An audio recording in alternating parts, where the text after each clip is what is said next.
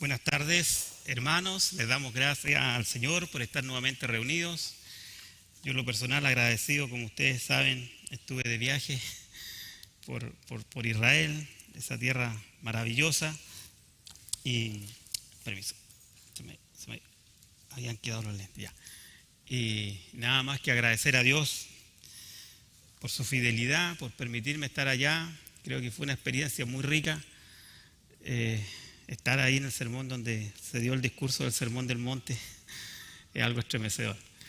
Y otras locaciones más donde Jesús caminó sobre las aguas. Es hermoso. Agotador, sí, todavía estoy reponiendo del viaje. Bueno, sigamos con nuestro tema, la serie que estamos viendo, que es el Sermón del Monte. Y vamos a Mateo capítulo 5.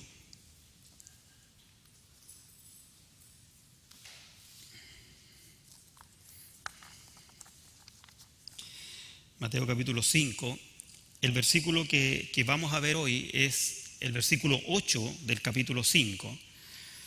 Pero yo quisiera tomar un poco la lectura del capítulo 4, del versículo 23. Voy a tomar hasta el 5.2 y después me salto al 8, así un poco enredado, pero por favor síganme, pero quiero darle un contexto para enriquecer el tema.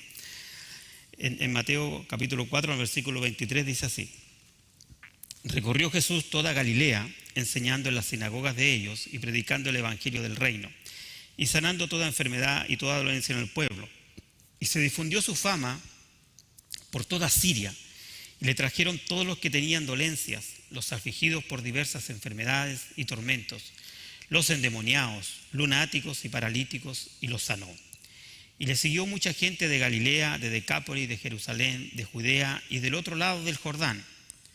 Viendo la multitud, subió al monte y sentándose vinieron a él sus discípulos, y abriendo su boca les enseñaba diciendo, me voy al versículo 8, bienaventurados los de limpio corazón, porque ellos verán a Dios. Vamos a orar. Padre nuestro, te damos gracias por tu palabra, aunque hoy en lo particular, Señor, tu palabra es dura. Lo que vamos a ver, Señor, es algo difícil para cada hijo de Dios. Pero es lo que tú tienes para nosotros, Señor, y no podemos rehusar decir todo el consejo tuyo, Padre Santo. Por eso desde ya te damos gracias porque nos des concentración, nos des lucidez para entender, para focalizarnos en esto, Señor, empezando por mí, un siervo inútil, Señor, que tú has transformado en siervo útil para predicar tu evangelio. Gracias, Señor, te doy también por mis hermanos y que tu Espíritu Santo, Señor, nos haga comprender y nos haga vivir esta palabra. En tu santo nombre, amén. Bueno, el título de hoy es Los que verán a Dios. Porque es súper corto el versículo que analizamos, por eso quise dejarlo en el contexto, ¿ya? Los que verán a Dios. Dice, bienaventurados los limpios de corazón, porque ellos verán a Dios. Entonces, como hemos dicho antes, el Sermón del Monte no es una guía a seguir para ser salvo. Nadie puede ser salvo siguiendo, decir, el Sermón del Monte dice esto, yo limpio, yo voy a ser limpio. Dice que lloran, yo voy a llorar. Dice que no es una guía para. El Sermón del Monte, como bien dice su palabra, que Jesús se sentó y vinieron a él sus discípulos. Es para sus discípulos de aquella época y para los de esta época, es decir, para nosotros.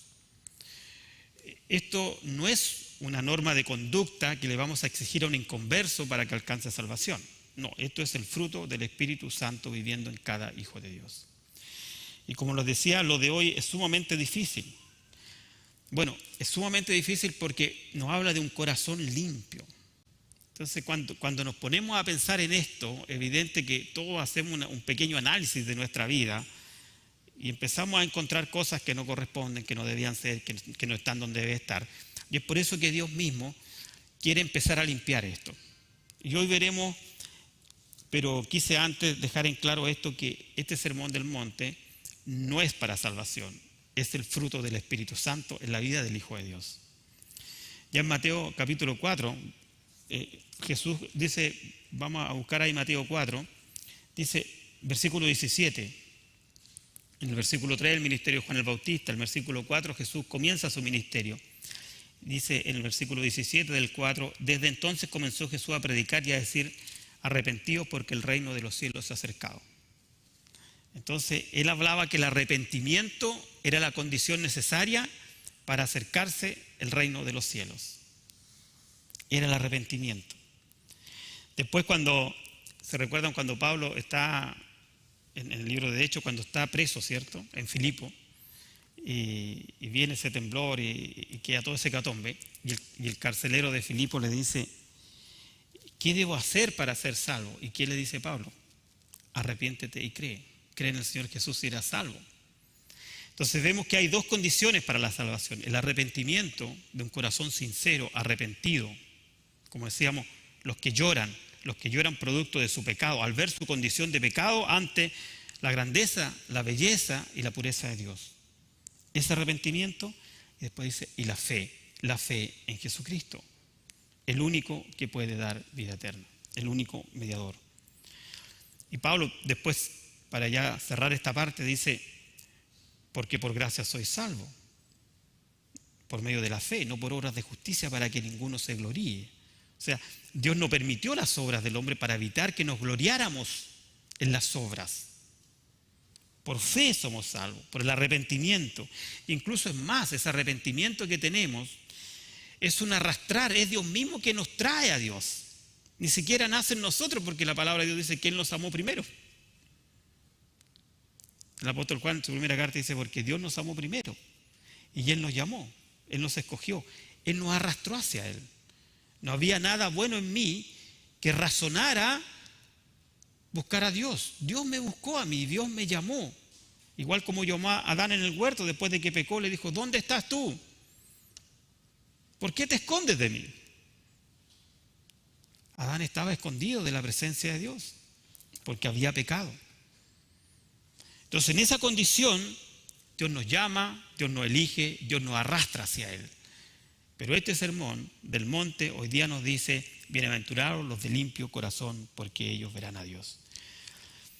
Este significado es tan grande, créanme que no es fácil, porque hay muchos teólogos, eruditos, escritores que han hablado de esto, pero tampoco se han puesto de acuerdo en qué significa esto realmente.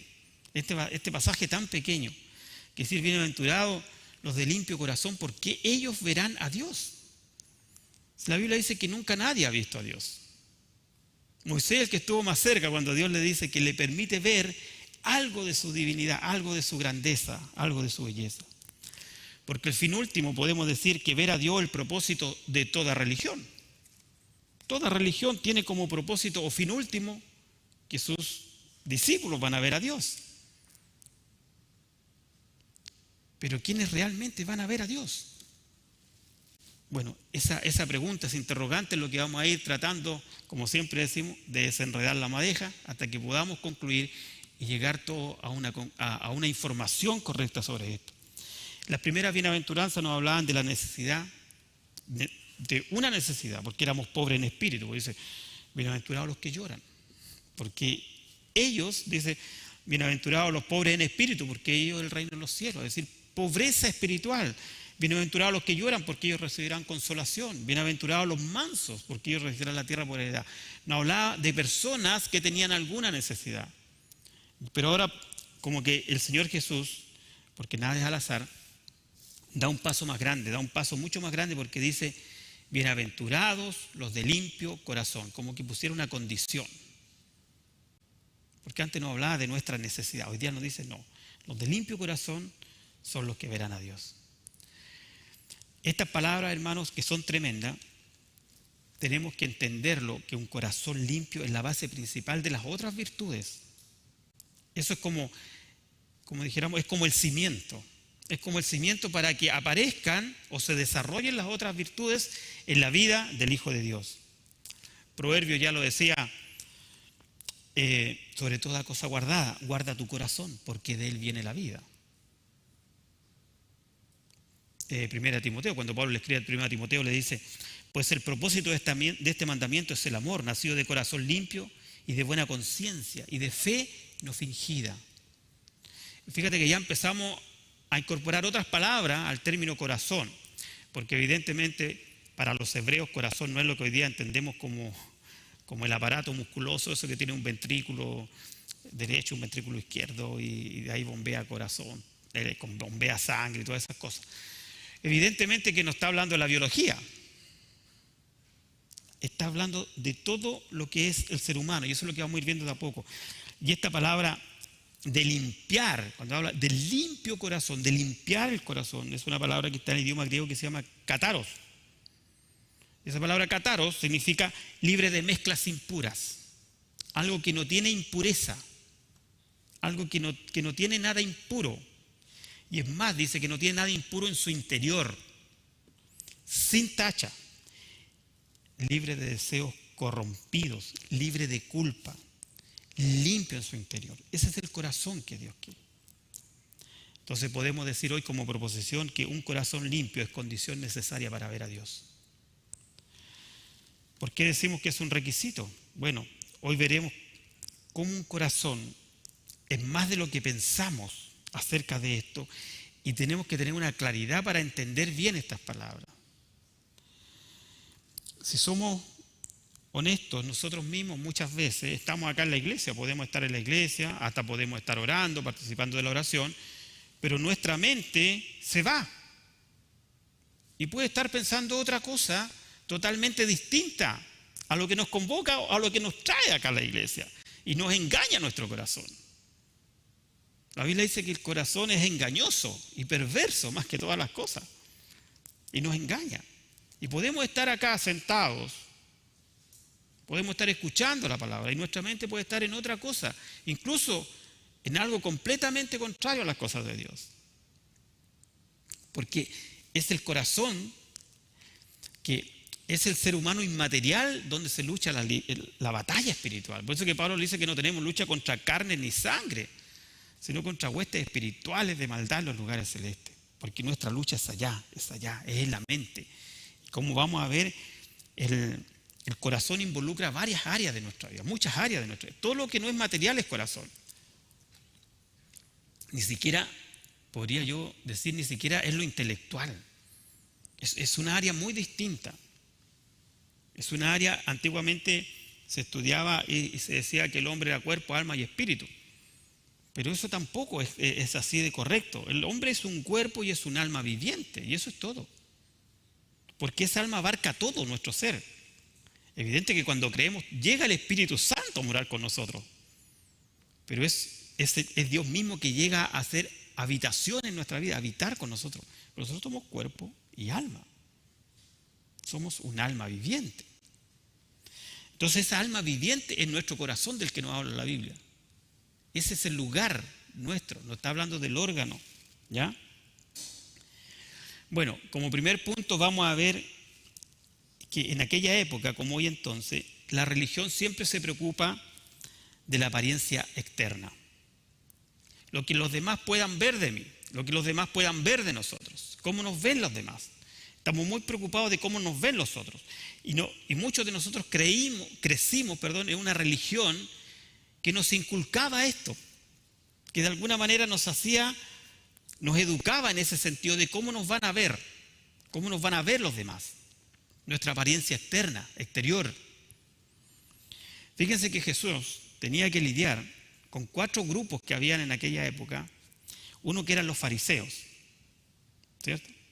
Los fariseos eran unos religiosos extremos, así, pero de esos religiosos ya que guardaban el sábado, que dice que diezmaban hasta el comino, o sea, era una cosa pero extrema.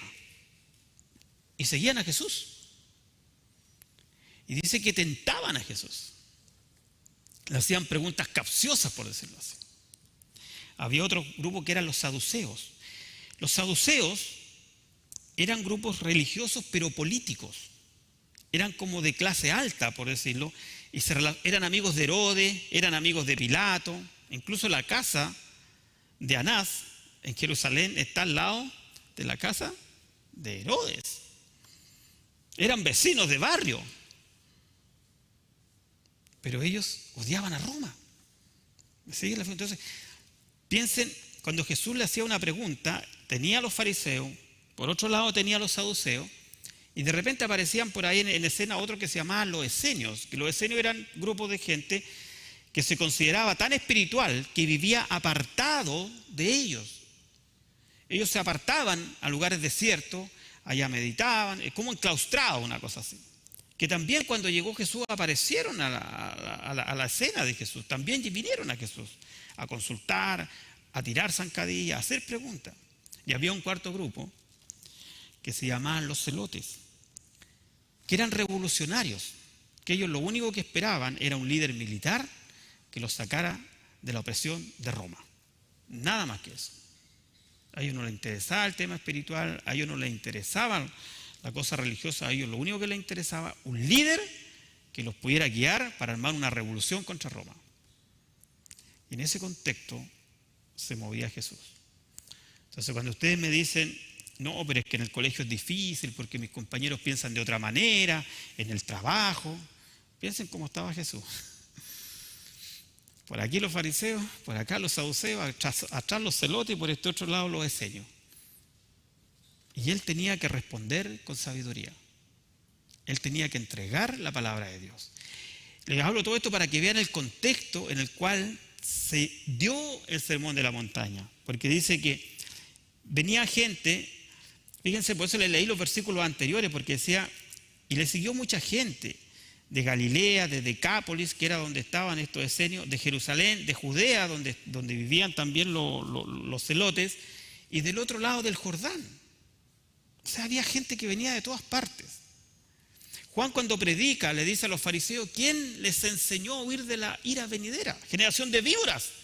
¿Quién les enseñó? O sea, ¿quién les advirtió? ¿Quién les contó? ¿Quién les dijo que bautizándose se iban a salvar del infierno? Eso es lo que le dice Juan el Bautista a los fariseos cuando llegan al Jordán. Cuando cuando Juan está bautizando en el Jordán. Eso es lo que le dice. ¿Quién nos enseñó? O sea, ¿quién los advirtió? ¿Quién les dijo que a través del bautismo podían ustedes ser salvos? Generación de víboras, le dice, arrepiéntanse. Si el arrepentimiento es el paso previo, arrepentimiento y fe. Entonces, en este ambiente, por decirlo así, era en el que Jesús estaba. Este era el ambiente que lo presionaba, que todos los días él tenía que enfrentar. Pero volviendo al tema de la limpieza exterior, para los israelitas de aquella época, para los fariseos, para los judíos en general, la limpieza externa era lo más importante. Mientras se vieran bien por fuera, daba lo mismo lo que pasara adentro. No había un anhelo, no había un deseo de buscar a Dios sinceramente. Solamente de presentarse como gente correcta, como gente moralista, nada más que eso. Él tuvo grandes luchas con esta gente. Él tuvo grandes luchas. Ahí mismo en Mateo 5, en el versículo 20, si ustedes ven, Jesús le está haciendo un símil entre Cristo y la ley, lo que es la ley y lo que era el mismo. Y en el versículo 20 le dice, ¿por qué os digo que si vuestra justicia no fuere mayor que la de los escribas y fariseos, no entraréis en el reino de los cielos? Nos pone como ejemplo, mira, estos viejos son unos religiosos. Si ustedes son igual que ellos, no van a entrar en el reino de los cielos. Eso le está diciendo Jesús a sus discípulos. Y el sermón del monte se escribió a sus discípulos. Dice que se sentó y vinieron sus discípulos, los que lo seguían. Mira, Mateo 15, vamos a ver un ejemplo. En el versículo, vamos a leer Mateo 15, 1 y 2. Dice así. Entonces se acercaron a Jesús ciertos escribas y fariseos de Jerusalén, diciendo, eso era lo más terrible, ¿por qué tus discípulos quebrantan la tradición de los ancianos? ¿Por qué no se lavan las manos cuando comen pan? Bueno, se está refiriendo a un ritual de lavado de manos que era una cosa bien compleja. Entonces le dice, ¿por qué tus discípulos cuando se sientan a comer no hacen todo ese ritual? Eso no estaba ni en la ley de Moisés, ni lo enseñó Jesús, ni Dios se lo dijo a nadie, era cosa que inventaron ellos. Entonces los fariseos le están diciendo, ¿por qué tus discípulos no hacen eso? Entonces ellos en lugar de preocuparse de la doctrina, de la enseñanza, se preocupaban de que los discípulos de Jesús no se lavaban las manos ni hacían ese ritual antes de comer, antes de sentarse a la mesa. Así, mira, sigamos un poquito más adelante, ahí en el versículo 8, el mismo capítulo 15, estoy en Mateo, en el 8 dice, Jesús les dice después de, no les voy a leer todo, porque si no, no salimos antes de las 12 de la noche de acá. Dice, este pueblo de labios me honra, mas su corazón está lejos de mí. Entonces ya toca el corazón. De labios me honra, mas su corazón está lejos de mí. Es decir, en su corazón ellos no quieren nada. No, si Dios me limita en esto, ya no me sirve. Si Dios me limita en esta otra cosa, no me sirve. No, pues Dios tiene que acomodarse a como yo vivo. A mí me gustan ciertas cosas, yo disfruto con esto, entonces si Dios no le gusta eso, ya hasta aquí nomás llegamos. Eso es lo que le está diciendo el Señor Jesús. Mira, después en el versículo 17, sigo en el capítulo 15, versículo 17, dice así. Porque ellos incluso empieza una discusión sobre lo que contamina en el cuerpo. Entonces Jesús le dice, ¿no entendéis que todo lo que entra en la boca va al vientre y es echado a la letrina? Pero lo que sale de la boca, del corazón sale. Y esto contamina al hombre, porque del corazón salen los malos pensamientos, los homicidios, los adulterios, las fornicaciones, los hurtos, los falsos testimonios, las blasfemias. Estas cosas son las que contaminan al hombre, pero el comer con las manos sin lavar no contamina al hombre. Mira el plano que lo lleva Jesús. Mira la vuelta que le da. Esto te contamina. Y es del corazón que salen esas cosas. Vienen de ahí. Entonces lo que contamina no es lo que te entra en el cuerpo, sino lo que sale de tu cuerpo. Que se anida en el corazón esos malos pensamientos. Porque toda la conducta del ser humano primero se procesó en el pensamiento, en el corazón del hombre. Y eso es lo que le está enseñando Jesús. Dice Jesús más adelante, ahí mismo en Mateo, para terminar la idea, y con esto cerrarlo, dice, voy al capítulo 23 de Mateo.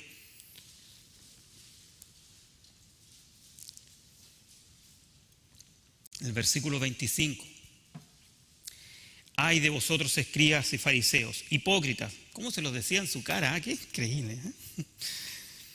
Me fascina esto porque de repente a uno le dicen que es muy violento. Dicen, ay de vosotros, escribas y fariseos, hipócritas, porque limpiáis lo de afuera del vaso y del plato, pero por dentro estáis llenos de robo y de injusticia. Fariseo ciego, limpia primero lo que está dentro del vaso y del plato para que también lo de fuera sea limpio. Ay de vosotros, escribas y fariseos, hipócritas, porque sois semejantes a sepulcros blanqueados, que por fuera la verdad se muestran hermosos, mas por dentro están llenos de huesos muertos y de toda inmundicia. Bueno, y así sigue. Esa es la respuesta que le da Jesús. Evidentemente que ninguno de nosotros pretenderá hoy seguir el ejemplo de estos fariseos, que ante los ojos de las personas parecían buenos. Pero ya para ir redondeando la idea, como le dije, vamos a desenredar la madeja. ¿Qué es el corazón que nos habla la Biblia entonces? ¿Qué es el corazón que nos habla la Biblia? Porque nos dice que los de corazón puro verán a Dios, o los de corazón limpio verán a Dios. ¿Qué es el corazón? La palabra corazón en la Biblia, como les dije antes, no es ese órgano vital que nos da vida. No significa, es mucho más que eso, pero tampoco es como lo que creemos que solamente son las emociones, es mucho más que las emociones. El corazón abarca el intelecto, la voluntad, las emociones, la conciencia. Podríamos decir que el corazón es el lugar en el cual se sostiene o se asientan todas estas cosas. En nuestra parte inmaterial, en nuestra alma, en nuestra parte inmaterial como seres humanos.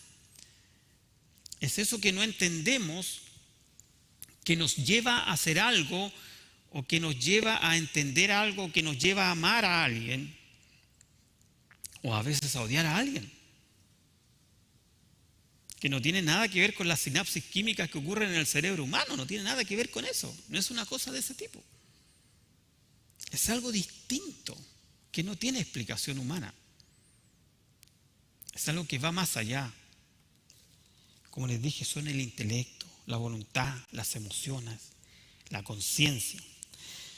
Entonces podemos ya ir concluyendo esta parte, decir que el corazón se refiere al lugar donde descansa o se asienta la vida espiritual de cada hijo de Dios. Ese es el corazón. Y eso es lo que Dios quiere, que tengamos limpio. Tampoco quiero decir que se trata que seamos ingenuos. Dios no dice que seamos ingenuos. Lo que dice es que no tengamos un corazón perverso, que es otra cosa. ¿Ya? Vamos a ver algunos versículos, voy a tratar de que podamos ver lo que más podamos. Mateo 13, vamos a Mateo 13, estamos más cerca y veamos algunos que tenemos cerca. Mateo 13, 15 dice así: porque el corazón de este pueblo se ha engrosado y con los oídos oyen pesadamente y han cerrado sus ojos para que no vean con los ojos y oigan con los oídos y en el corazón entiendan y se conviertan y yo los sane. Habla del corazón, que es el corazón el que tuvo problema en ellos. Mateo 9, fíjate Mateo 9, un poquito más atrás. Mateo 9, 4. Voy a ir rápido, busquen rápido. Es que esto para que no se me queden dormidos porque hoy día hace calor, así que si alguien se quiere quedar dormido se puede levantar, abre esa ventana o la de allá, da lo mismo, pero aquí no se me puede quedar ninguno dormido, ¿ya? Porque está como para eso, ¿cierto? Está como así, medio bajadita la cosa, ¿ya? Ya, el próximo sábado van a poder dormir siesta ya en el paseo de la iglesia, así que no hay problema. Ya. Mateo 9:4 dice así: y conociendo Jesús los pensamientos de ellos, dijo: ¿por qué pensáis mal en vuestros corazones? O sea, en el corazón se piensa. Con el corazón hay entendimiento, con el corazón se piensa. ¿Por qué pensáis mal? Dice que conocía el corazón de ellos. Sabía lo que había en el corazón de los fariseos, sabía lo que había en el corazón de los escribas. ¿Por qué piensas mal? ¿Qué está pasando en tu corazón? El corazón es el lugar de las percepciones. Como les dije, hermano, por tiempo no vamos a poder ver todos los versículos. Ahí está el asiento de la fe. Este sí, veámoslo, está en Romanos capítulo 8. Yo sé que es un pasaje muy conocido por ustedes, pero tenemos que decirlo, porque se nos olvida, pero hay gente que nos está mirando, hay gente que nos está viendo, y por amor a ellos tampoco podemos nosotros no decir pasajes que yo sé que ustedes conocen, pero muchos de los que nos ven no lo conocen. Romanos capítulo 10, versículo 8, dice así. Romanos 10, 8. Mas, ¿qué dice? Cerca de ti está la palabra, en tu boca y en tu corazón. Esta es la palabra de fe que predicamos. ¿Qué dice después? Que si confesares con tu boca que Jesús es el Señor y creyeres en tu corazón que Dios le levantó de los muertos, serás salvo. Porque con el corazón se cree para justicia, pero con la boca se confiesa para salvación. Entonces el corazón es el lugar donde se anida la fe. Es el lugar que en algún momento te hizo así y provocó un quebrantamiento en tu vida. Provocó un quebrantamiento. El corazón es ese lugar. Es ese lugar donde tú te vas a quebrantar. Y esa es la experiencia que debe tener cada persona que habita este planeta, mientras no tenga un encuentro personal con Cristo, mientras no haya un antes y un después, mientras no haya un quebrantamiento de su corazón, créanme que aún está siendo un religioso. Sigue siendo un religioso. Y podrá pasar años en la iglesia siendo un religioso. El quebrantamiento de corazón. También el corazón es el lugar de la conciencia, hermanos. Nos dice la palabra, el lugar de las intenciones, donde están todas nuestras intenciones. Vamos a Hebreos, un poquito más adelante. Hebreos capítulo 4.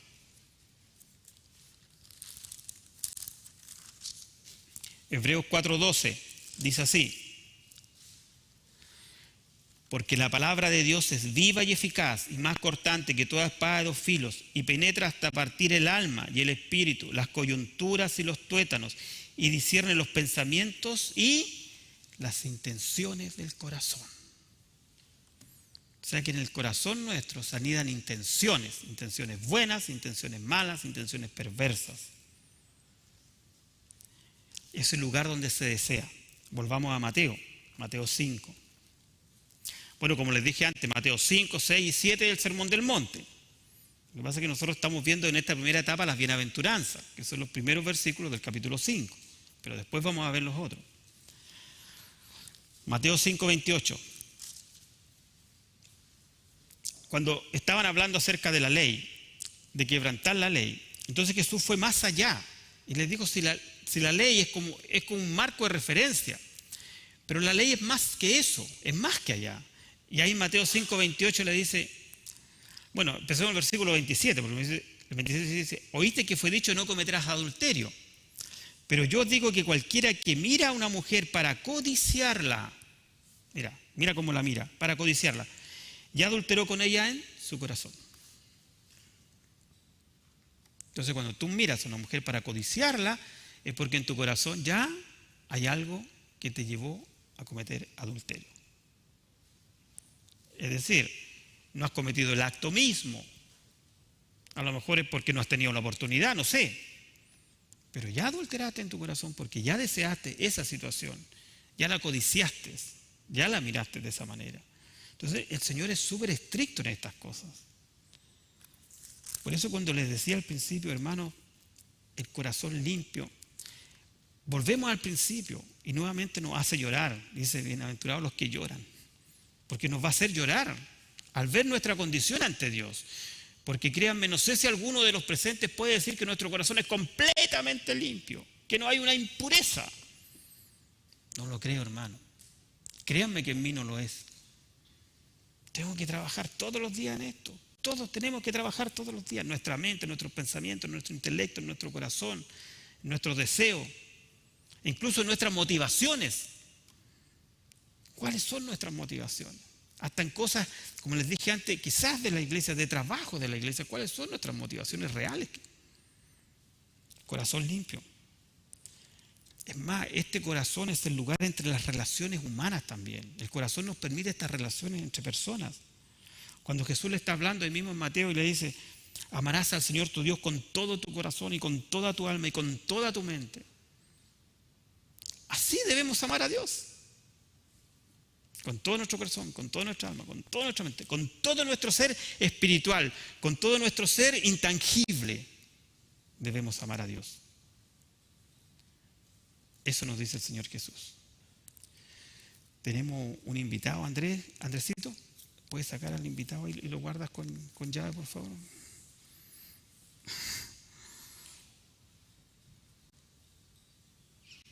Sí, mejor sacarlo porque si no nos va a dar problemas después.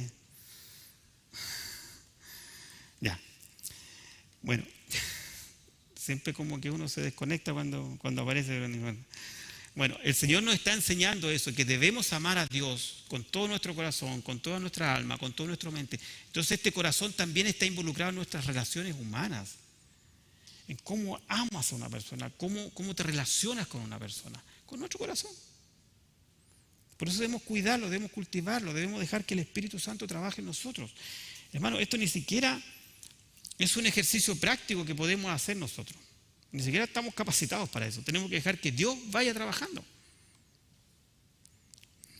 Yo no digo que está de más, ni digo que sea inútil el leer un libro, el hacer el discipulado. Todo eso ayuda, todo eso es bueno. El escuchar música cristiana. Pero lo más importante es dejar que el Espíritu de Dios vaya trabajando en nuestras vidas. Que nos vaya trabajando, que nos vaya moldeando. El de corazón limpio no tiene un corazón dividido. Santiago escribe, el hombre de doble ánimo es inconstante en todos sus caminos, doble ánimo, de corazón doble, que primero esto, que después lo otro, y dice que es inconstante en sus caminos, que no tiene una línea recta de conducta, que no sigue una línea de conducta, que un día está en una cosa, otro día en otra, que un día dice sí, que un día no. Después el mismo apóstol Santiago le dice en su carta, vosotros los de doble ánimo, purificad vuestros corazones. Entonces dice que ese corazón impuro lo hace que sea de doble ánimo. Porque un día está pensando esto, pero al otro día su corazón lo traiciona y piensa otra cosa. Entonces es de doble ánimo. Es inconstante en sus caminos. Un corazón sincero es un corazón fiel a Cristo, la fidelidad a Cristo. Cuando escribe David dice, Señor, tú amas la verdad en lo íntimo. En el Salmo 51, cuando él se derrama, entonces dice, tú amas la verdad en lo íntimo. Ese lugar íntimo de nosotros, que es el corazón. Dios lo escudriña y Dios ama esa intimidad que tiene con nosotros. En esa oración sincera, como dice el Señor, cuando entra a tu cuarto y cierra la puerta, y allá solo con el Señor, en esa intimidad, tú con Él, dice que ahí el Señor mira tu corazón, porque Él ama esa verdad en lo íntimo. Hermanos, tenemos que tener cuidado, porque un corazón impuro es fuente de tentación. El apóstol Santiago incluso nos dice que cada uno es tentado cuando de su propia concupiscencia es seducido y es atraído. de su propia concupiscencia es seducido y atraído. Eso, que en su corazón y en su mente él planifica, él piensa. Y eso lo atrae y lo lleva a la tentación, lo lleva a caer. Él dice que cada uno de nosotros tiene un lado que nos lleva a lo malo. Seamos sabios en descubrir esas áreas. Como siempre decimos, si el ir a cierto lugar sé que me hace mal, o cuando siempre que voy allá termino mal, no voy más.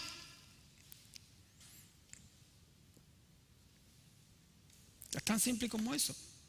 Si sé que tener amistad con cierta persona me acarrea que termino riéndome de los chistes que él cuenta, que no son agradables a Dios, o burlándome de personas, o hablando mal de una mujer o de otra cosa, no comparto con él conversaciones nomás. Y así tengo que ir podando en mi vida. Tengo que ir podando. No digo que no puedas conversar con alguien que no sea cristiano, igual tendrás compañeros de trabajo que no son creyentes, tendrás compañeros de curso que no son creyentes, tendrás un vecino que no es creyente, pero igual debes seleccionar ahí. Igual tienes que seleccionar ahí. Porque tampoco puede en tu trabajo ser una célula, una cosa cerrada, pero igual tienes que seleccionar. En los trabajos hay de todo tipo de gente. Pero cuidado con quién yo comparto, cuidado con quién yo estoy, cuidado con quién me siento a comer a la hora de la colación, en cosas tan básicas como esa. Ahí está el corazón, hermano. Cuando nos habla Santiago, nos habla de ese doble ánimo, de que aún estamos amando a Dios y estamos amando al mundo, que nos cuesta salir del mundo, que nos atraen cosas del mundo, que nos gustan ciertas situaciones, que nos gustan ciertas... Ese corazón Dios no lo quiere, Dios no lo ama. Debemos purificar nuestro corazón. ¿Cómo vamos a purificar nuestro corazón? Volverse a Dios. Para los que anotan, porque ya no pocos versículos. Jeremías 4:14 dice: lava tu corazón de maldad, oh Jerusalén. Israel tuvo que arrepentirse, tuvo que volverse de la idolatría.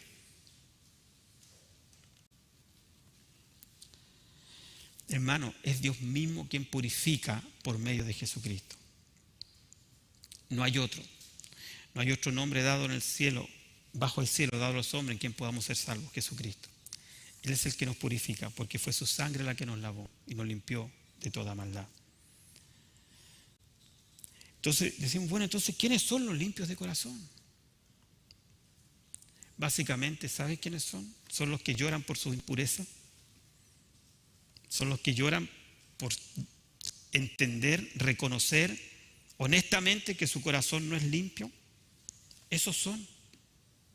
Por eso es que decía al principio, bienaventurados los que lloran. Bienaventurados los pobres en espíritu. Aquellos que reconocen esa pobreza espiritual. Aquellos que lloran por su pecado. Aquellos que no andan eternamente justificando, como dicen, echando la culpa al empedrado sabiendo que ellos son cojos. Esos son los que son limpios de corazón, porque para poder limpiarte Dios, primero tienes que reconocer que estás sucio. Porque si no reconoces que hay impureza en tu corazón, Dios no, ¿cómo te va a limpiar? ¿Cómo va a trabajar en tu vida? ¿Cómo va a sacar ese doblez, ese doble ánimo? Debemos ser sinceros, ser libres de hipocresía. Fíjate que nosotros nos engañamos. Quiero leer este pasaje, ¿sí? 1 Samuel 16. 1 Samuel 16, me gusta mucho. Quizá otro día vamos a conversar de David con más calma, pero veamos esta parte nomás, que es cuando comienza la vida de David. Dice que va el profeta Samuel a la casa de Isaí, padre de David, y le dice, allá va a ver, allá está el que será el rey de Israel. Y llega el profeta Samuel y le dice a Isaí, tráeme a tus hijos porque Dios me ha revelado que de tus hijos saldrá el rey de Israel. Y traen al más fortachón, ¿cierto? Y Samuel dice, este no es, Dios no me reveló que era este. Y traen a otro, y traen al más intelectual, traen al más atlético, traen al más estupendo, por decirlo así. Traen al más intelectual, al más aguerrido, no. Al punto que Samuel le dice a Isaí, ¿y no tienes otro hijo? Le dice. Cuando ya pasaron. Sí, dice. Tengo uno que está por allá cuidando ovejas, pero es como que no me tinca, en buen chileno. Bueno, y así en 1 Samuel 17 dice, y Jehová respondió a Samuel, no mires a su parecer ni a lo grande de su estatura, porque yo lo desecho. Porque Jehová no mira lo que mira el hombre, pues el hombre mira lo que está delante de sus ojos, pero Jehová mira el corazón. Hermanos, podemos caernos, podemos tropezarnos en la vida. Todos estamos en la lucha espiritual, pero Dios va a mirar siempre tu corazón. Siempre va a mirar tu corazón. Dios no te está juzgando porque si te caíste, por si cometiste un error, porque si fallaste, por si caíste en pecado. Dios está mirando tu corazón. Eso está viendo. David cometió un adulterio y para tapar su adulterio lo hizo con un crimen. Cometió un crimen. Pero su corazón se derramó delante del Señor y pidió perdón. Y eso es lo que Dios ve, el corazón arrepentido. Dios no ve un corazón orgulloso, Dios ve un corazón arrepentido. Eso es lo que Dios está buscando en nosotros. Ahora, como les decía antes, quiero que vamos al Evangelio de Juan para que reafirmemos el concepto. Cuando dice, ellos verán a Dios. Sabemos que nunca nadie ha visto a Dios. Probablemente algún día le veremos cara a cara, dice la Biblia. No quiero especular cómo será ese momento, porque no nos describe mucho la Biblia. Incluso el propio Moisés dice que vio como un destello de la gloria de Dios. Nada más que eso. Las otras del Antiguo Testamento fueron cristofanías. Dice que algún día nuestros cuerpos glorificados podrán tener comunión con Jesucristo. Y habitaremos en la nueva Jerusalén, donde no entrará cosa inmunda, ni corazón corrupto, ni nada de eso. Por eso debemos prepararnos para ese momento. Por eso debemos estar siempre ahí. Pero Juan capítulo 1 dice así, en el versículo 14, quiero detenerme ahí, en Juan 1:14, está hablando de Jesús, y dice, y aquel verbo fue hecho carne, y habitó entre nosotros, y vimos su gloria, gloria como del unigénito del Padre, lleno de gracia y de verdad. Fue Dios mismo que se reveló a través de su Hijo Jesucristo a nosotros. Y en el versículo 18 dice, a Dios nadie le vio jamás. El unigénito Hijo que está en el seno del Padre, Él le ha dado a conocer. Después Juan capítulo 14, ya que estamos ahí, aprovechemos. Juan capítulo 14, versículo 7 dice así, si me conocierais, también a mi Padre conoceríais, y desde ahora le conocéis y le habéis visto. Felipe le dijo, Señor, muéstranos el Padre y nos basta. Jesús le dijo, tanto tiempo hace que estoy con vosotros y no me habéis conocido. Felipe, el que me ha visto a mí, ha visto al Padre. ¿Cómo pues dices tú, muéstranos al Padre? Jesús más adelante le había dicho, yo soy el camino, la verdad y la vida. Nadie viene al Padre si no es por mí. Dios, la única forma de llegar a Él es a través de su Hijo Jesucristo. Jesús es esa escalera al cielo que vio Jacobo, donde bajaban y subían ángeles. Él es la escalera de Jacob. Él es la escalera que vio Jacob. Es el camino a Dios. Y la limpieza de corazón solamente la vamos a lograr a través de Jesucristo. No hay otra forma. El último pasaje, anótenlo por favor. No lo busquen porque se nos hace tarde siempre. Que quiero tocarlo. Yo sé que muchas veces lo he dicho acá, pero me gusta repetirlo. Dice así, deje el impío su camino y el hombre inicuo sus pensamientos. Mira lo que dice. Y vuélvase a Jehová, el cual tendrá de él misericordia, y al Dios nuestro, el cual será amplio en perdonar. Deje el impío su camino y el hombre inicuo sus pensamientos. Inicuo es como falso. Inicuo es como de doble ánimo. Inicuo es aquel que parece pero no es. Ese debe dejar sus pensamientos y vuélvase a Jehová, el Dios nuestro, cual será amplio en perdonar. Hermanos, nosotros no somos perfectos. podemos caernos y nos vamos a caer. Pero tenemos que ir a Dios a pedir perdón, que nos limpie de corazón, que nos limpie el corazón, que vaya haciéndose catarsos, ¿ya? Diariamente limpiarnos por dentro para poder ver a Dios. Así veremos a Dios, así tendremos comunión con Dios. Si hiciéramos un estudio de lo que estorba la oración del cristiano, nos encontraríamos con un montón de cosas. Incluso dice que las peleas matrimoniales estorban vuestras oraciones. Cuando a veces los hombres son ásperos con sus esposas, responden mal, con palabras fuertes, indebidas. Entonces, el mensaje final es: vuélvase a Jehová, deje el impío su camino y el hombre inicuo sus pensamientos, y vuélvase a Jehová, al Dios nuestro, que será amplio en perdonar y grande en misericordia. Nos ponemos de pie y vamos a orar.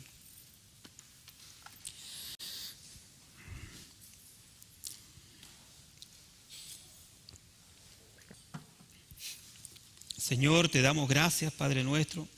Te damos gracias porque tu palabra, Señor, es verdad que nos expone, Señor, y nos desnuda delante de nosotros mismos en primer lugar y delante de los demás. Pero, Señor, sabemos que tú has provisto para nosotros un abogado, que es tu Hijo Jesucristo. Ese abogado que está en los cielos intercediendo por nosotros.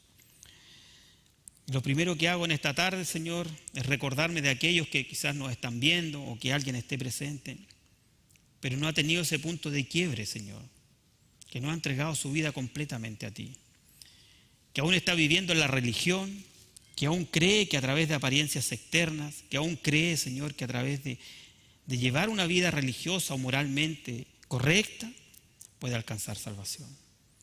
Señor, convéncelo de pecado, de juicio y de justicia.